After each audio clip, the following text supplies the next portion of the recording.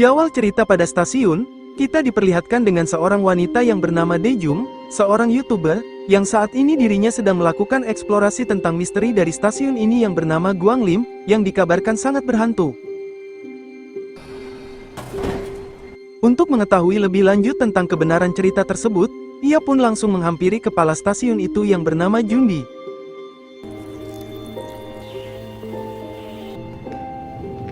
감사합니다, 역장님. Di sini Daejung pun menjelaskan dan memberitahu apa tujuannya kemari. Namun Jundi menolak untuk memberikan informasi tersebut dengan alasan karena ia tak ingin orang-orang makin percaya dengan misteri horor dari stasiun ini dan menyuruhnya untuk segera pergi. Tetapi Daejung tak tinggal diam, ia pun merayunya dengan memberikan sebuah imbalan berupa andong bir yang merupakan bir paling berharga yang ada pada zaman Joseon. Jundi yang benar-benar terpukau dengan bir tersebut, tanpa basa-basi, ia pun langsung menceritakan tentang salah satu misteri dari stasiun ini. Di dalam cerita tersebut, semua ini berawal dari seorang pemuda yang bernama Rian, yang dirinya sedang teler di dalam kereta itu. Sesampainya di stasiun, Rian sejenak mampir ke Indomaret untuk membeli sekotak udut. Dalam kondisi dirinya yang masih teler, ia pun sedikit menggoda mbak-mbak kasir. Tetapi mbak kasir itu sama sekali tak menghiraukannya. Singkat cerita, Rian pun kembali melanjutkan perjalanannya dengan keretanya. Sekilas, dirinya melihat seorang wanita, yang sepanjang perjalanannya, hanya berdiri diam di depan pintu. Bahkan di saat beberapa penumpang telah turun, wanita itu masih tetap saja diam di tempatnya, tak bergerak sedikit pun. Makin lama, wanita itu pun tiba-tiba mulai berperilaku aneh.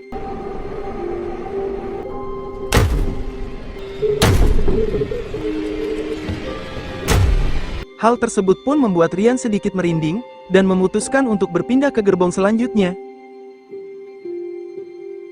Di saat itu, ia mendapatkan pesan video dari grup WA-nya, di mana terdapat berita yang mengabarkan, terdapat seorang wanita muda yang tewas bunuh di stasiun Guanglim. Rian pun langsung membuka video itu, dan wanita itu ternyata sama persis dengan wanita yang barusan ia lihat sebelumnya.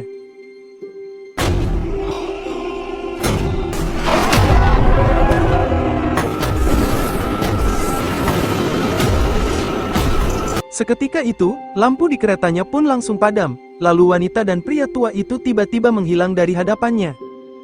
Sayangnya, wanita itu tak menghilang begitu saja, dan sesuatu mengerikan pun terjadi.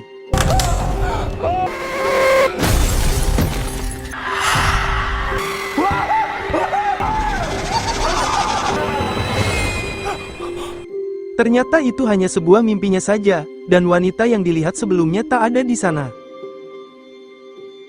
Tak lama, kereta pun tiba di stasiun Guanglim, dan Rian pun mencoba untuk tetap tenang, bahwa semua itu hanya mimpinya saja.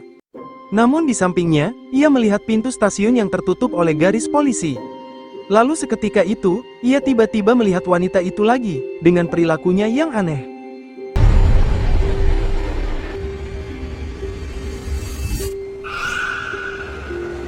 Dari cerita inilah, agar kejadian horor itu tak makin membuat orang-orang berspekulasi aneh, pihak stasiun mengabarkan, jika kematian Rian adalah kasus bundir. Karena dirasa telah cukup, Jundi itu pun menyuruh Daejung untuk segera pergi, dan tak perlu mencari tahu lebih lanjut tentang misteri dari stasiun ini. Esok hari di kantornya, Daejung masih terus mencari beberapa informasi tentang kasus bundir di stasiun itu. Lalu rekan kerjanya yang bernama Woojin, datang menghampirinya.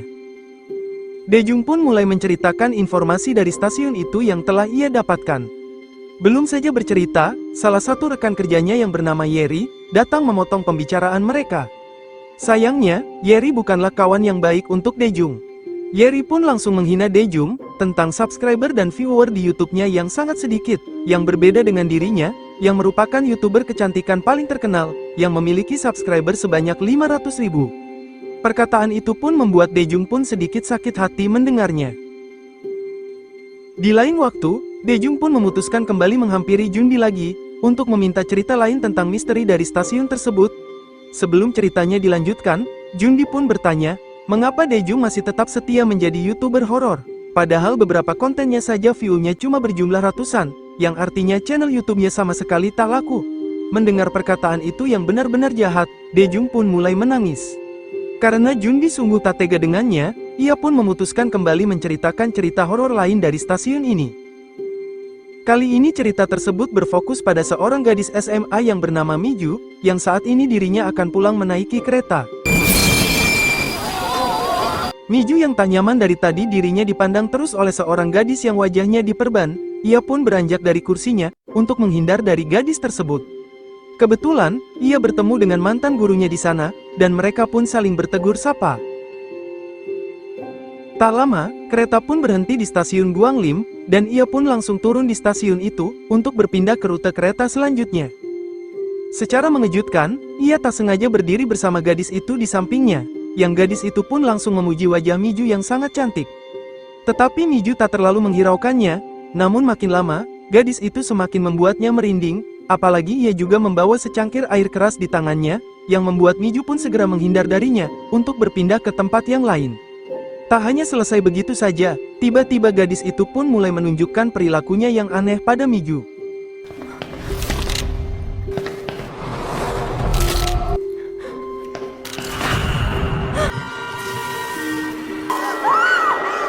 Miju pun segera lari dari gadis tersebut dengan ketakutan.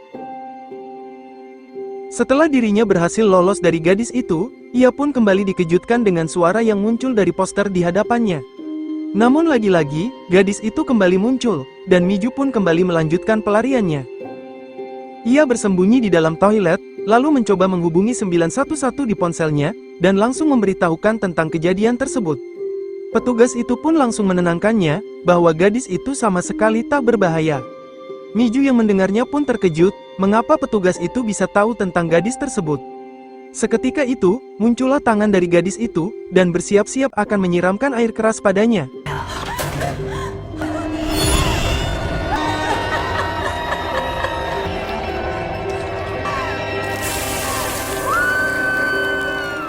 Setelah mendengar semua ceritanya, Daejung pun bertanya, dari mana Junbi mengetahui semua cerita tersebut. Namun Junbi tak menjawabnya, dan memilih untuk langsung tidur, karena masih sedikit teler.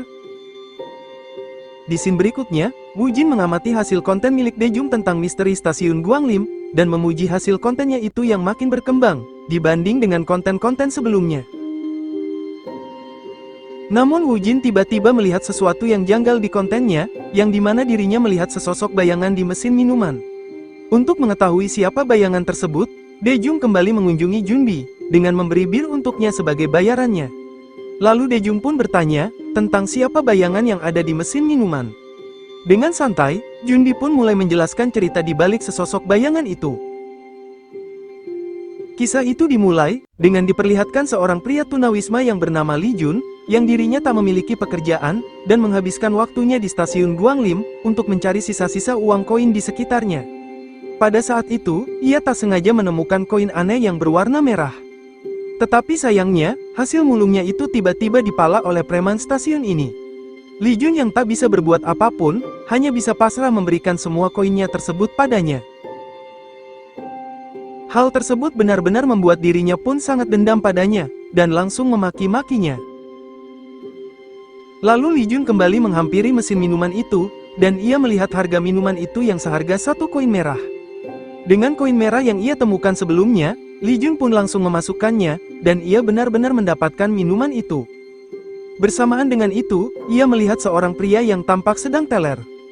Lalu anehnya saat minuman itu dibuka, tak ada satupun isi air di dalamnya. Kemudian Li Jun pun mencoba menghampiri pria itu, tetapi anehnya, pria itu tiba-tiba menghilang, hanya meninggalkan pakaian dan beberapa koin di sana. Tanpa basa-basi, Li Jun mencari sesuatu di pakaian itu, dan ia menemukan uang 5.000 won di dompetnya. Tak hanya itu saja, Li Jun juga memutuskan mengganti pakaian miliknya dengan pakaian tersebut. Dari uang tersebut, ia pun langsung membeli makanan enak di stasiun ini, yang membuat dirinya benar-benar sangat bahagia, karena akhirnya dirinya bisa mencicipi makanan itu dengan puas. Namun karena makanan yang ia beli sangat mahal, maka uang yang ia miliki tak cukup untuk membeli minuman. Akhirnya Li Jun pun terpaksa tak meminum sesuatu setelah makan. Kemudian pandangannya teralihkan kembali pada mesin minuman itu lagi. Awalnya Li Jun tak menghiraukannya, tetapi begitu ia melihat harga minuman itu setara dengan 2 koin, ia pun segera memasukkan koinnya itu. Lagi-lagi, preman stasiun itu kembali muncul, dan mencoba untuk memalaknya kembali. Li Jun yang ketakutan, ia langsung membuka tutup minuman itu, tetapi kejadian aneh pun mulai terjadi. 아, 좋은 게 있는 게.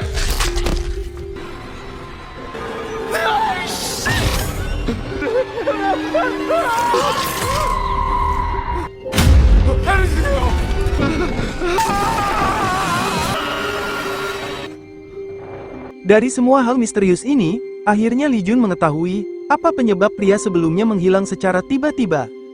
Dengan kekuatan yang ia miliki, ia pun kini memanfaatkannya untuk mencari uang dengan mudah. Satu persatu, orang-orang di sana pun menghilang, dan Li Jun pun kini bisa hidup bahagia atas hasil sulapnya itu.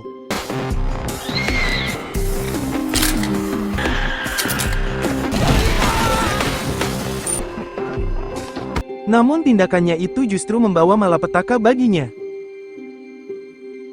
Di saat dirinya sedang berjalan santai di stasiun, ia melihat seseorang yang sedang membeli minuman di mesin itu. Namun setelah dia mati, orang tersebut ternyata sangat mirip dengannya. Dan seketika itu, ia menyadari dengan apa yang akan terjadi pada dirinya selanjutnya.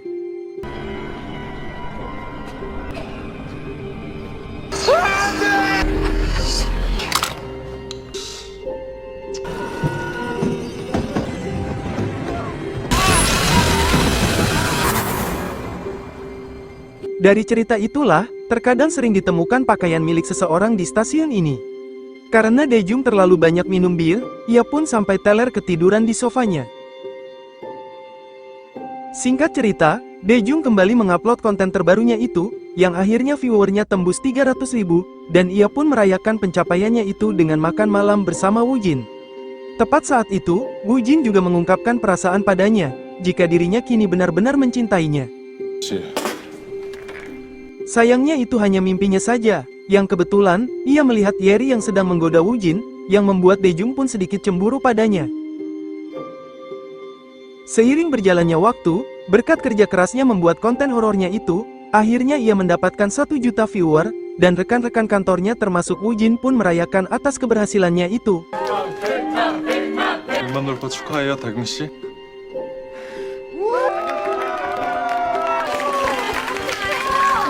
Suatu ketika Daejung sedang membaca beberapa komentar viewer di videonya itu, ia melihat sebuah akun seseorang yang berkomentar, jika dirinya pernah merasakan kejadian aneh di stasiun tersebut. Langsung saja, Daejung pun memutuskan untuk menghubungi akun tersebut, dan mereka berdua pun akhirnya saling bertemu di kafe. Wanita itu bernama Hyejin, yang tampaknya ia sedang menyembunyikan identitasnya dari seseorang, dengan sedikit ketakutan. Kemudian ia pun menyuruh Daejung untuk menghapus semua videonya tentang stasiun Guanglim. Perkataan itu pun benar-benar membuat Daejung pun penasaran, dan Hyejin pun menceritakan, bahwa awal mula kejadian horor mulai terjadi di stasiun Guanglim, dikarenakan dulunya terowongan stasiun itu bekas dari gereja, yang berisi sekelompok aliran sesat yang juga bernama Guanglim. Dari situlah, tiba-tiba aliran tersebut menghilang dengan misterius, hingga akhirnya, kejadian aneh itu pun berimbas pada penumpang di stasiun Guanglim. Kemudian Hyejin pun melepaskan kacamatanya, yang ternyata dia adalah mbak-mbak kasir stasiun, dan ia kini memiliki luka yang disebabkan dari kejadian di stasiun itu. Ia pun memohon pada Daejung, untuk menghentikan penelusurannya pada stasiun itu, karena cepat atau lambat, dirinya mungkin akan menjadi korban selanjutnya.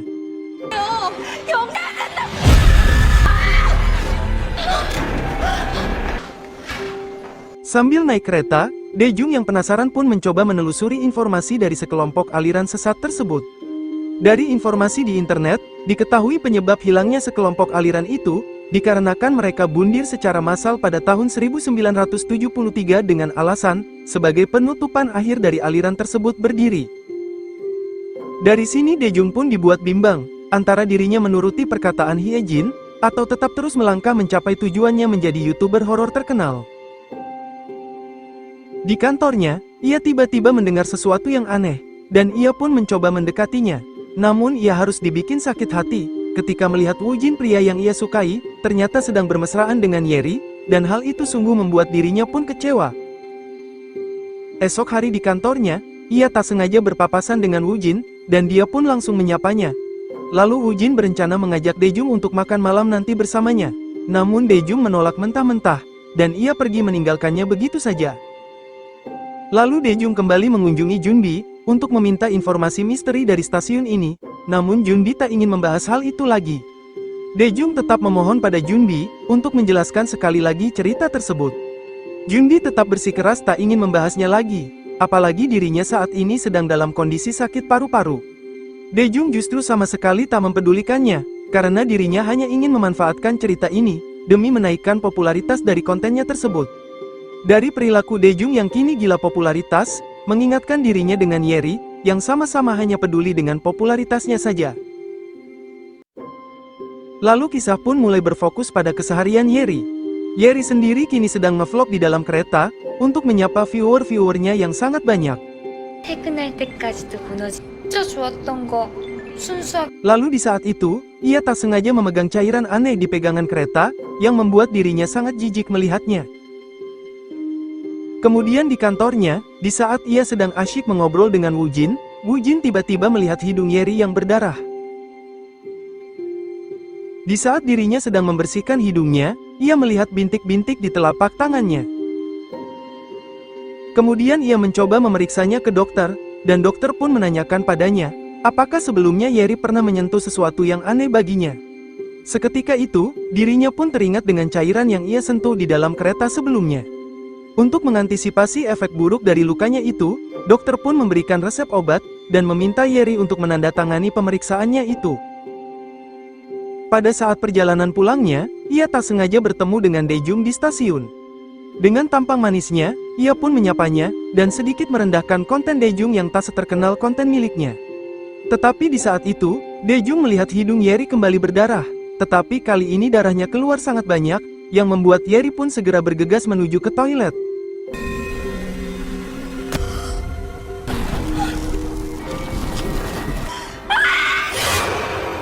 Ternyata itu hanya bagian dari mimpinya saja, dan luka di tangannya pun juga masih ada. Tetapi makin hari, kondisi Yeri tak baik-baik saja, bahkan ia sendiri tampak tak begitu semangat untuk memulai melakukan vlognya.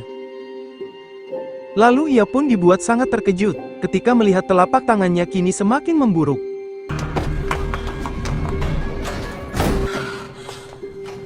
Tak hanya itu saja, bahkan sekujur di sekitar lehernya juga makin penuh dengan luka bintik-bintik, yang membuat dirinya pun panik setengah mati. Makin lama, luka tersebut menyebar cepat di tubuhnya, yang seketika itu, telapak tangannya mulai muncul tumbuh-tumbuhan.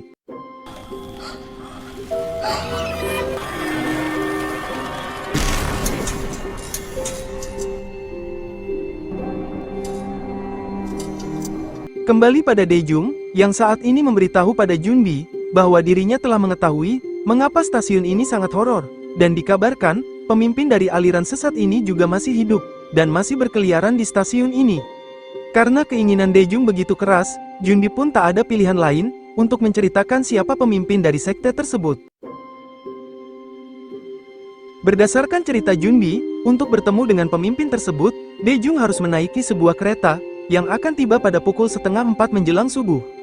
Kondisi stasiun saat ini sangat sepi dan gelap, dan hanya ada Daejung seorang diri. Seketika itu, tiba-tiba lampu stasiun hidup dengan sendirinya, dan ia melihat seorang pria yang duduk sendirian sambil main ponsel di sana. Daejung yang melihatnya pun benar-benar dibuat sangat merinding. Tak lama, kereta tujuannya pun tiba, dan ia segera masuk ke dalam. Tetapi tidak dengan pria itu, yang masih saja sibuk memainkan ponselnya, tanpa mempedulikan kereta yang telah berangkat.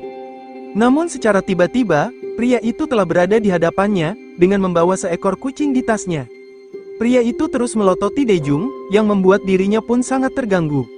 Makin lama, keberadaannya membuatnya makin tak nyaman, sehingga ia memilih untuk pergi dari sini.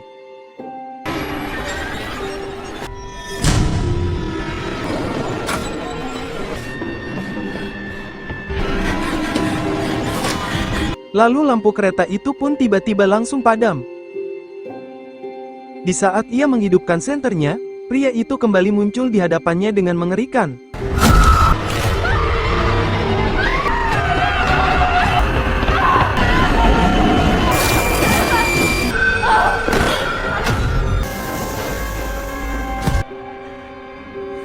Daejung sendiri kini telah berada di terowongan kereta, dan terdapat tangga menuju ke atas, yang tampak sangat gelap. Kemudian, pintu kereta itu terbuka dengan sendirinya, dan saat didekati, terdapat walkie-talkie yang tergeletak di sana. Saat Daejung mencoba menghubungi muncul suara seseorang, yang saat dia mati, ternyata itu suara dari Junbi. Kali ini Junbi akan menceritakan cerita horor terakhir dari stasiun ini, yakni kisah dari dirinya sendiri. Pria tadi yang bersama dengan Daejung bernama Jaegul, yang ternyata salah satu petugas di stasiun ini, datang menghampiri Junbi, yang di saat itu ia melihat seseorang berada di terowongan, dan meminta Jaegul untuk segera memeriksanya. Kemudian Junbi pun mulai memandu Jaegul untuk menuju tempat yang dimaksud. Jaegul pun mulai mengamati sekitar terowongan itu yang sangat panas. Dan di saat itu, ia pun mendengar suara aneh di sana.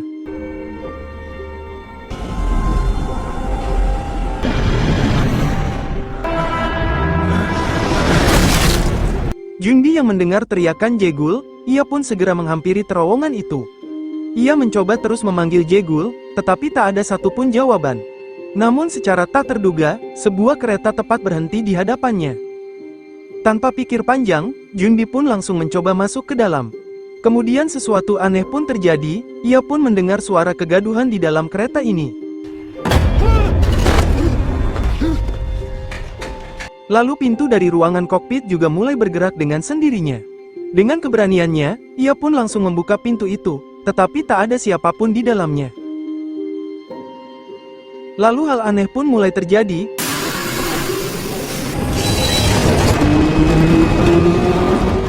Junbi berusaha menghentikan kereta itu, tetapi kereta itu sama sekali tak bisa dihentikan.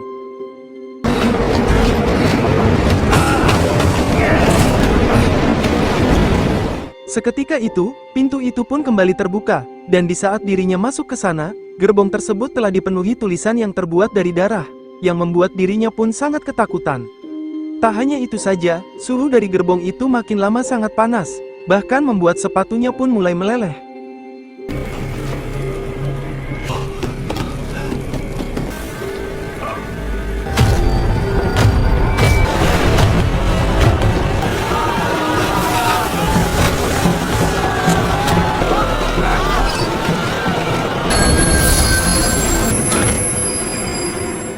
Kegaduhan dan suhu panas itu pun akhirnya mulai reda.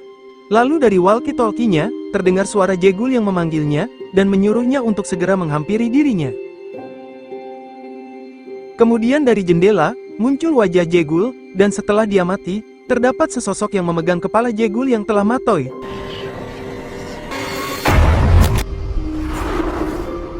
Di saat itu, kereta ini pun kembali berjalan dengan sendirinya.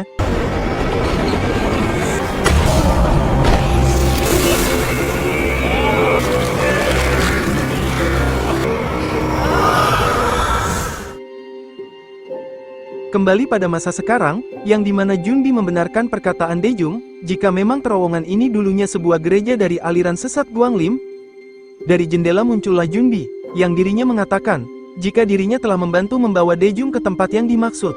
Daejung pun memohon untuk menolongnya keluar dari sini, tetapi sayangnya, kereta itu pun mulai berjalan dengan sendirinya, yang sekilas, ia melihat Junbi tiba-tiba berubah menjadi dirinya.